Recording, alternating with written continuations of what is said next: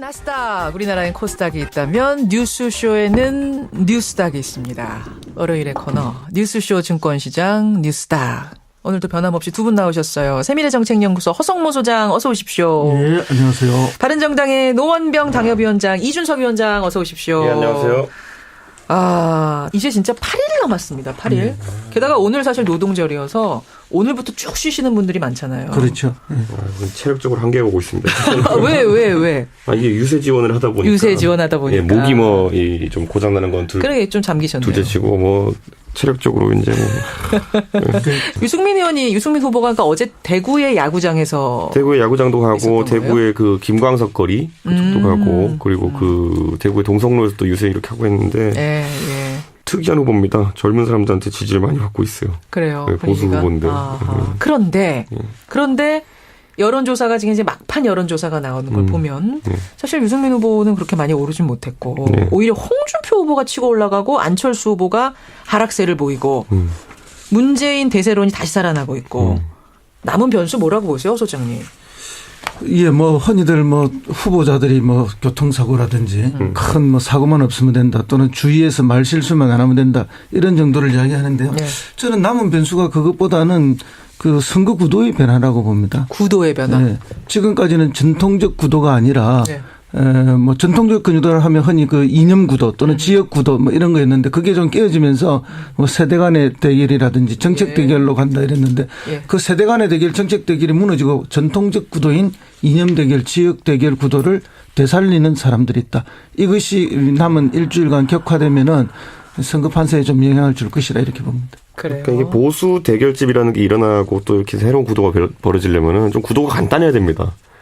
무슨 말이냐면 예전에 이제 탄핵 이후에 탄핵 역풍 맞아가지고 한나라당이 다시 이제 조금 살아나려고 할 때 그때는 어쨌든 양당 체제였기 때문에 나중에 막판 보수가 결집할 때 별로 고민이 없었는데 지금은 제가 어제 대구에 가서 느낀 것도 그렇지만은 막판에 이제 부동층으로 있는 보수층이 소위 샤이 보수층이라고 하는 층이 뭉치려고 해도 답안지가 너무 복잡해요 지금. 네, 이게 진짜 문재인 당선 저지를 위해서 2등 후보한테 몰아줘야 되는 것이냐 아니면 오랫동안 보수의 적자 정당이었던 곳이라고 생각하는 곳을 찾느냐 이런 여러 가지 변수가 있거든요. 그렇기 때문에 보수 대결집도 아주 결집된 형태가 나타나기 쉽지 않을 거예요. 홍준표 후보는 계속해서 나 양강구도 만들 수 있다라고 자신 있게 얘기하고 있고 안철수 후보만 누르면은 그 역전만 되면은 난 양강구도 만들 수 있을 거라고 얘기하고 있는데 지금 홍준표 후보가 워낙 지금 후보 확정된 다음에 한 7% 8% 여기부터 시작해가지고 급상승하는 것처럼 보이지만은 아직까지 실제로 탄핵 반대하는 사람의 비율 20%에도 도달을 못했어요. 아하. 그러니까 이 탄핵 지금 이제 그 자유한국당이 최소한 이렇게 표현하면 깔고 시작해야 되는 표가 한 20% 되는데. 20% 되는데 오히려 저는 그래서 이런 생각도 해요. 오히려 만약에 후보가 김진태 후보로 됐으면은 시작점이 거길 거다. 이 시절에서 시작했을 거다. 확장성은 좀 덜하겠지만은. 그러니까 이 복잡한 구도를 단순화하려는 시도가 홍 후보가 하고 있는 거죠. 그렇죠. 그래야 표 결집이 마지막 있으니까. 변수로. 그런데 이제 시간은 조금 늦었어요. 왜냐하면 자기가 빨리 그 도지사 사퇴하고 빨리 뛰어들었더라면은 빨리 이게 결집이 될 텐데 거기서 한 일주일 까먹었고 그다음에 그 대지 흥 문제 때문에 또 한 일주일 발목이 잡히고 그러다 보니까 결집이 늦어지면서 이제 좀 뒤늦게 결집이 되는 그런 상황이고 이준석 위원장 말이 다 옳지만 또 동시에 나라를 팔아먹어도 박근혜가 잘했다고 박수 30%. 이 30% 결집은 결국은 된다 이렇게 보는데 그 결집을 하는데 시간차 있을 뿐이다. 근데 그 결집해내는데 주문이 필요하죠. 그 주문이 뭔가 하면은 역시 안보 프레임이다. 이런 거. 과연 8일 안에 것이 먹힐 것이냐. 호 소장님 그 부분 말씀하시는 거고. 안철수 후보 측은 어떤 얘기를 하냐면 샤이 안철수가 분명히 있다. 빅데이터 분석을 하면 제일 많이 언급되는 사람이 안철수다. 이것만 봐도 아직 드러나지 않은 안철수 표. 그래서 우리는 가능성이 있다. 이 얘기를 계속하고 있는데 그건 어떻게 보세요? 샤이 안철수가 발동을 하려면요. 그 샤이한 사람들이 더 이상 부끄럽지 않게 만들어야 됩니다. 그래야 투표장으로 나와가지고 이제 투표를 하는 거잖아요. 근데 샤이 안철수가 진짜 샤이 안철수 상태로 있으면 투표로 연결이 안 되겠죠. 끝까지 샤이하면 안 되는 건가요? 그러니까 제 생각에는 고지점에서 안철수 후보가 한 3주 전에 굉장히 고지율을 기록하면서 이제 분위기 탔을 때 저는 그때 전국 주도권은 안철수 후보에게 있었다 봅니다.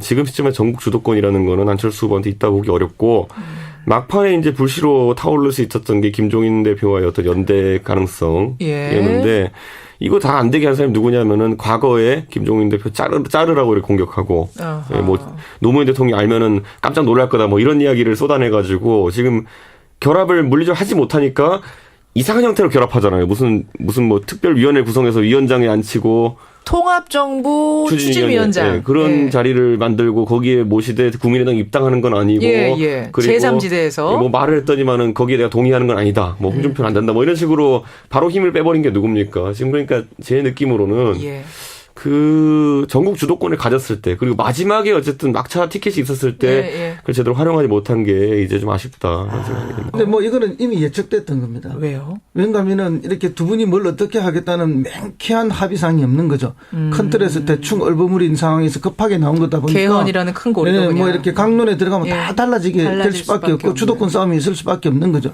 지금도 이런데 만약에 이분들이 집권해서 이렇게 간다면은 처음부터 삐걱대서 저는 잘 안 될 거라 봅니다. 그럼 김종인 대표의 합류는 큰 변수는 안 될 거라고 두 분 다 보시는 거예요? 그렇죠. 왜냐하면 이게 진정성이 확 떨어지는 거죠. 이준석 위원장이 이야기했듯이 주도권을 쥐었을 때, 잘 나갈 때, 뭐 그리고 골든 크로스가 일어날 거라고 생각해 그런 순간에 만약에 안철수 후보가 제안을 해서 이렇게 모아냈다면은 진정성이 인정받고 더 힘이 높아지면서 굳히기에 들어갔을 텐데 이게 완전히 하락 국면에서 하면은 어쩔 수 없이 하는 뭐 타겟책, 고육지책이라 하기도 하고 이런 걸 또 뭐 극약 처방이라 하지 않습니까? 그렇죠. 극약 처방은 어떤 데 합니까? 진짜 마지막에 하는 거죠. 마지막 순간에 하는 거잖아요. 그러니까 그때 약은 잘 안 들어요. 그때 이제 주도권을 잡았을 때 만약에 그때 이제 김종인 대표를 영입하고 단일화에 대한 가능성을 뭐 계속 군불 떼는 거죠. 군불 뗐으면은 선거 일주일 앞두고까지도 계속 그 얘기가 군불로 작용하고 다른 프레임이 전혀 안 먹힙니다. 그런데 그때 그 당시에 안철수 후보가 어떤 그 주목받고 있었을 때 뭐라고 했냐면은 나머지 둘이 그냥 사퇴하면 된다 뭐 이런 식으로 나왔어요. 그렇죠. 근데 정치하는 사람들이 바보도 아니고 그렇게 뭐라고 할까요? 안하부인격으로 나오는 상황에서 단일화에 응할 리도 없고 실제로 그 계산 속에서 예를 들어 3자 단일화 조사라든지 단일화 조사를 돌려보면은 그 당시엔 안철수 후보가 꽤 유리하게 나왔습니다. 맞아요. 지금 시점에서는 뭐 그렇게 유리하게 나올 것도 아닌 거고 본인도 상황 꼬이는 거죠 이제. 자, 우리가 지금 상한가 들어가기도 전에 이야기들을 많이 풀어놨습니다. 이런 지금의 상황을 바탕으로 대선 구도를 바탕으로 상한가 하한가 들어가 보겠습니다. 우선 이번 주 상한가 허성무 소장님은 누구 골라오셨어요? 저는 여론조사 기관을 골랐습니다. 여론조사 기관 자체를 자 잠깐 계시고요. 이준석 위원장은 누구 상한가? 저는 김부겸 의원을 좀 골랐습니다. 김부겸 의원, 대구의 김부겸 의원. 허 소장님, 여론조사 기관이 왜 상한가예요? 지금 이번 대선 그렇고 또 지난번 총선에서도 보면은 사실은 여론조사 기관이 뭐 완벽하진 않아요.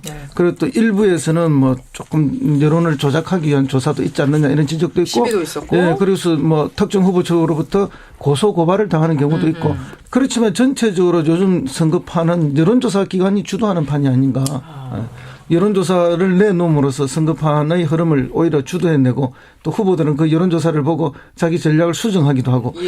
그런데 이제 오늘이 5월 1일이고 내일 5월 2일이지 않습니까? 그렇습니다. 그럼 내일까지의 조사한 것을 공포하는 것으로 여론조사 끝이 납니다. 그러니까 조사는 계속 되는 거죠. 계속 되는 거지만 발표할 수 있는 건 2일 조사까지. 그렇죠.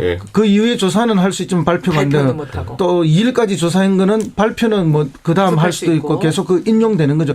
그렇기 때문에 이번 주에 여론조사가 남은 일주일간 국민들의 모든 관심, 언론의 모든 인용이 되기 때문에 여론조사 기관들이 매우 주목받는 한 주가 될 것이다 이렇게 봅니다. 캠프들이 여론조사에 뭐 민감하지만 이번엔 정말 민감했죠. 그렇죠. 사실 여론조사가 아까 말한 구도 형성에도 상당히 영향을 주고요. 지금 민주당 같은 경우는 경선 과정에서도 여론조사가 계속 들먹여지고 실제 나온 결과는 문재인 후보가 압도적이었지만 그 전까지 뭐 안희정 지사가 따라잡았다. 뭐 맞아요. 사실 문항 설계를 어떻게 하느냐 그리고 어떤 대상을 상태로 하느냐에 따라 가지고 그런 결과는 사실 만들 수 있는 거거든요. 어느 정도. 그래서 아마 지금도 그리고 또 안철수 후보의 부상이라는 것도 양자 여론조사 갑자기 하기 시작하면서 나온 거 아니겠습니까? 맞아요. 그때 안철수가 아니라 뭐 예를 들어 홍준표, 유승민 후보랑 양자 대결을 붙여놔도 아마 비슷한 수치가 나왔을 겁니다. 근데 그 과정에서 안철수 후보 유력 후보로 부상하고 또 그걸 언론이 받아가지고 굉장히 띄워주고 이런 구도가 많이 형성되었죠. 그래서 앞으로 여론조사에 대한 좀 더 엄격한 그런 뭐 규제라 할까요? 내지는 이 기준을 좀 정할 필요가 있다. 그럴 때 여론조사 기관도 신뢰도가 높아지고 그렇죠. 국민도 그 결과를 따라서 후보를 쳐다보는 눈빛이 또 달라지기 때문에 그렇죠. 그런 것이 좀 필요한 시기가 왔다 이렇게 봅니다. 예, 상한가 여론조사 기관. 이준석 위원장은 상한가를 김부겸 의원을 꼽아오셨어요? 사실 민주당이 지금 이렇게 대선에서 표를 얻고 또는 여론 지지율을 얻고 하는 치른 선거가 없습니다. 그래서 일말 고무된 분위기가 있긴 하지만은 또 반대로는 그게 이제 여론조사는 그런 거죠. 오프라인에서는 아직까지 험합니다.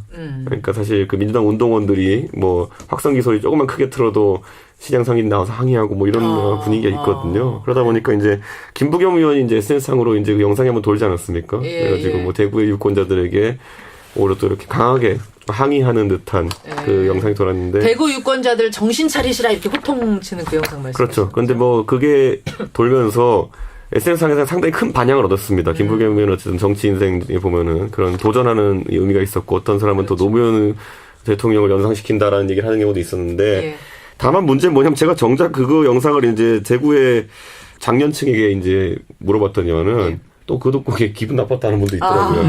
그러니까 이게 그 사실 김부겸 후보의 도전이라는 게 그런 거죠. 그러니까 이런 이야기를 했을 때 오히려 또 득과 실이 교차하는 이런 상황이긴 한데 그래도 저는 그 영상 보면 진정성을 느꼈기 때문에 그래서 아마 그 부분은 좀 받아들여질 거라 유권자들에게 생각하게 됩니다. 어쨌든 뭐 TK 지역에서 김부겸 의원이 이제 뚫었지 않습니까? 지역주의 벽을. 그렇기 때문에 이제 굉장히 구심점이 생긴 거죠. TK 야당에. 그래서 이제 그런 역할들이 굉장히 중요하고, 이 양반이 굉장히 그 친화력이 뛰어나요. 그래서 스킨십도 좋고, 그다음에 뭐 연설도 아주 잘하시고. 인상도 구수하시잖아요. 네, 그러니까 이제 뭐 유권자들이 잘 좋아합니다. 좋아하고. 친근하게. 다만은 이제 그렇게 열심히 하고 이번에도 이런 큰 반향을 일으켰지만 이분이 이제 당내 경선에서는 그럼 왜 빨리 실패를 했느냐. 그러니까 경쟁을 해보지도 않고 포기하셨잖아요. 네, 그게 이제 이렇게 대구에서 당선되기 위해서 이제 김부겸 의원은 사실은 대구 민심과 약간 타협하면서 선거운동을 했어요. 근데 그건 이제 대구에서 또 좋은 반응을 얻고 또 뭐 이렇게 해서 당선이 됐지만 당내 경선에서는 대구 민심에 타협하는 방식의 경선 방식을 취하게 되면은 야권 강력한 지지자들로부터 오히려 비토를 받는 경향이 있거든요. 그래서 그때 스탠스를 좀 잘못 잡으신 게 아닌가. 그런데 이제 오늘 이번에 이제 이 SNS 동영상이 올라옴으로써 이제 본인의 진정성을 다시 한번 보여주는 좋은 계기가 됐죠. 그랬기 때문에 뭐 어쨌든 야권에서는 차세대 유력한 주자로 급부상할 거라고 봅니다. 차세대 주자 이야기가 나온 김에 좀 이르지만 차세대 주자가 그럼 누가 있다고 보세요? 김부겸, 뭐 이재명, 안희정 이런 분들 다 줄줄이 박원순, 김두관 등등이 이제 있는데 이분들 중에 누군가가 이제 급부상을 또 하겠죠.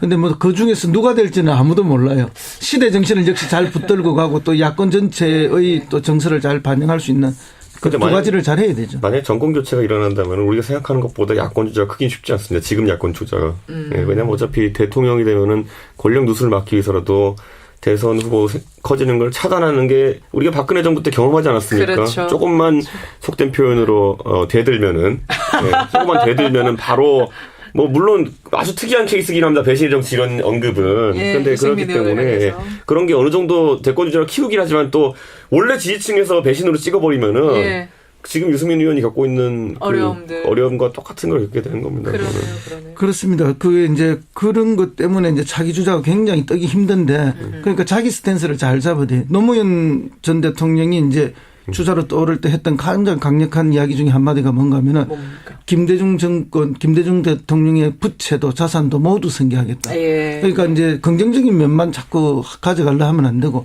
그 부정적인 면까지도 자기가 다 안고 비판을 감수하면서 돌파하겠다는 걸 보여줄 때 이제 정권을 가졌을 때는 그렇게 승계가 돼야 되고 또 정권을 잃은 야권일 때는 뭐 기존 여당하고의 선명한 투쟁 속에서 승자가 되고. 그래서 아마 내년 지자체 선거가 아마 제 생각에는 그 한 첫 치험대가 될 겁니다. 이제 새 정부가 만약 출범해서 된다면은 장관 트랙을 가는 사람도 있을 것이고 지자체장으로 가는 사람도 있을 것이고. 그런데 약간 자유도 면에서는 지자체장으로 가는 쪽들이 대선 주자로 거론될 가능성이 높습니다. 자, 뉴스쇼 증권시장 뉴스닥 상한가 점검을 해봤고요. 하한가로 가겠습니다. 하한가. 이번 주에는 누구의 주가가 떨어질 것인가를 미리 예측하는 건데 허성무 소장님은 누구 하한가로 꼽아? 김관진 안보실장. 김관진 국가안보실장. 이준석 위원장은 누구 하한가 주시겠어요? 저는 홍준표 후보를 하한가로? 예, 하한가. 하한가로. 우리 아까 한참 얘기 나눴잖아요. 지지율 오르고 있다. 그렇죠. 예, 상한가 아닙니까? 근데 제가 아까 말씀드렸듯이 이게 일반적인 자유한국당 후보, 새누리당 후보의 네. 시작점이 아니었어요. 그러니까 시작점부터가 그건 아마 홍 후보 본인의 어쨌든 그런 뭐 사퇴를 늦게 했다든지 네. 뭐 이런 전술적 실패들에 기인한 것 같은데 지금 선거 이제 뭐 일주일 정도 좀 더 남았는데 이 상황에서 지금 16% 이렇게 15% 이렇게 나온다는 거는 과거 정동영 후보도 이렇게 안 나왔었거든요. 그러니까 지금 그 2등 후보가 되기엔 좀 지금 뭐 안철수 후보랑 겨뤄야 되는 상황인데 예. 그렇게 쉽지 않은 경쟁이라 봅니다. 제 생각에는. 아까 우리가 그 얘기는 한참 했죠. 예. 양강 구도가 될 것이냐 말 것이냐가 결국 홍준표 후보가 더 오를 것이냐 8일 동안 아니냐를 결정할 것이다. 이 얘기했는데 저는 유승민 후보 얘기를 좀 해보고 싶어요. 그러면 유승민 후보는 이제 단일화는 완전 끝난 거죠? 그 얘기는? 지금 1등 후보와 2등 후보가 한 3% 차이로 경쟁하고 있어가지고 단일화하면 뭐 결과 바뀌고 이럴 거면은 나중에 이해가 되는데 나중에 그게 비판이 말이 되거든요. 당신 때문에 졌다라는 게. 근데 그게 지금 먹히는 상황도 아니고 지금 뭐 잘 분석해 주셨지만은 결국에는 보수 헤게모니 싸움이 이제 있을 건데 어차피 지금 자유한국당 친박당이거든요. 근데 하나도 안 보이잖아요, 지금. 그렇죠. 지금 뭐냐면 홍준표 후보가 지금 대선 끝나고 나가지고 그 당을 소위 말하면 당권을 쥘 수 있느냐 상당히 어렵다 보는 사람들이 많거든요. 예. 그리고 지금 바른정당 내에서도 보면은 지금 이번에 단일화 하자고 주장했던 의원들이 하나를 뭉쳐가지고 어떤 당권 싸움을 벌일 가능성도 있고 그러다 보니 그러면은 이런 거죠. 소위 말하는 당에서 소수자들끼리는 또 그럼 당 밖으로 또 연대할 수 있는 거고 뭐 보수의 헤게모니 싸움이라는 거는 올해 말까지 지방선거를 앞두고 꾸준하게 이어질 가능성이 높습니다. 그렇군요. 그 단일화 얘기는 그 전초전 같은 거였다. 이렇게 보시는 거죠. 그렇죠. 결국은 안 될 거다. 네, 그렇죠. 끝난 거다 그 얘기는. 알겠습니다. 허성무 소장은 하한가로 김관진 국가안보실장. 대충 짐작은 갑니다. 왜 뽑으셨는지. 예. 이번에 뭐 사드 때문에 국민들 뭐 잘 보셨을 텐데요.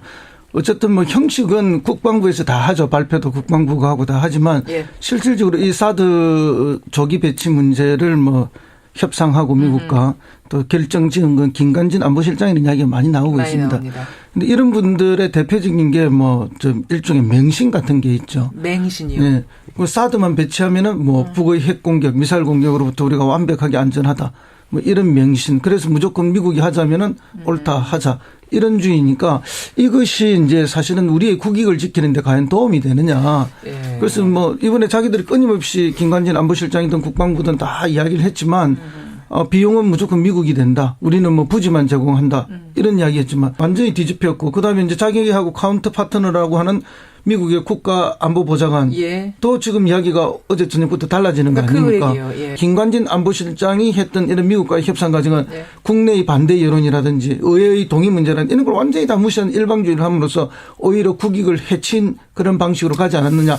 그게 일부 대선 주자들도 편승해서 갖지 않았느냐. 제일 중요한 것은 정치인은 국익과 국민의 안전을 위해서 존재하는 것인데 그것을 등한시하고 어떤 일방주의에 끌려다니는 것은 이런 말은 국익이고 말은 안보라고 이야기하지만 실제로 그것을 해칠 가능성이 있다는 걸 한번 상기해 볼 필요가 있습니다. 어쨌든 뭐 미국 국방부랑 백악관 쪽에서는 어쨌든 트럼프가 1조 내라고 한 건 아니다라고 이제 부인을 했고 트럼프의 발언을 잘 곱씹어 보면은 이게 한 1조 원짜리 되는 무기인데 우리가 공짜로 갖다 주는 거 아니냐면 약간 생색내는 발언이거든요. 실질적으로는. 그렇기 때문에 이건 앞으로 어떻게 협상을 하냐에 따라 가지고 이제 다른 결과가 나오고요. 그 협상을 이끌어내기 위한 트럼프의 오히려 좀 충격 발언이 아니었나 이런 생각을 하게 되고 제 생각에는 지금 뭐 김관진 실장은 군인 출신 아닙니까? 그렇죠. 군인은 군인다운 거고 지금 우리나라의 뭐 외교관들은 외교관다워야 되는 것이고 이걸 조정하는 게 대통령의 역할입니다. 그래서 안보에 대해서 이제 일주일 뒤면 대통령 생기지 않습니까? 그 대통령이 우선적으로 이걸 이제 처리를 해야 되는데 저는 기억이 나는 일화가 뭐가 있냐면은 9.11 테러 이후에 부시가 이제 임기를 마치고 그때 오바마한테 권력 이양할 때 부시가 파격적인 판단을 내립니다. 그게 뭐냐면은 자기 임기 말에 소위 말하는 레임덕 기간에 차기 정부의 안보 보좌관들과 안보 관련 인원들을 전부 다 회의에 들어올 수 있게 합니다. 그러니까 정권을 취득하기 전에 갖고 있던 정보랑 이제 정권을 획득했을 때의 정보는 다르거든요. 그런 걸 놓고 판단해야 되는데 지금 대선 주자들이 일주일 남짓한 시간 앞두고 무리하게 지금 어떤 판단할 필요는 없다 이런 생각이 듭니다. 그러네요. 진짜 대통령이 비어있는데 지금 이거 벌써 사드는 들어와 있고 알바끼를 하고 있고 이거 어떻게 해야 됩니까? 말은 바뀌고 있고 하여튼 심란한 상황에서 대통령이 다음 주에 뽑힙니다. 말씀하신 대로 다음 주면 새 대통령이 들어와요. 어깨가 굉장히 무겁고 당장 해결해야 될 무거운 과제가 있네요. 그렇습니다. 대통령은. 오늘 뉴스닥 뉴스쇼 증권시장 상한가 보도에는 여론조사 기관과 김부겸 의원, 하한가 보도에는 김관진 국가안보실장, 홍준표 후보를 올리면서 두 분과 인사를 드리고 다음 주 월요일이면 대선 며칠 전이에요. 하루 전. 와, 하루 전. 하루 전에 두 분과 다시 만나겠습니다. 네. 수고하셨습니다. 네, 감사합니다. 네, 뉴스닥, 감사합니다. 세미래정책연구소 허성무 소장, 바른정당 이준석 노원병 당협위원장 함께했습니다.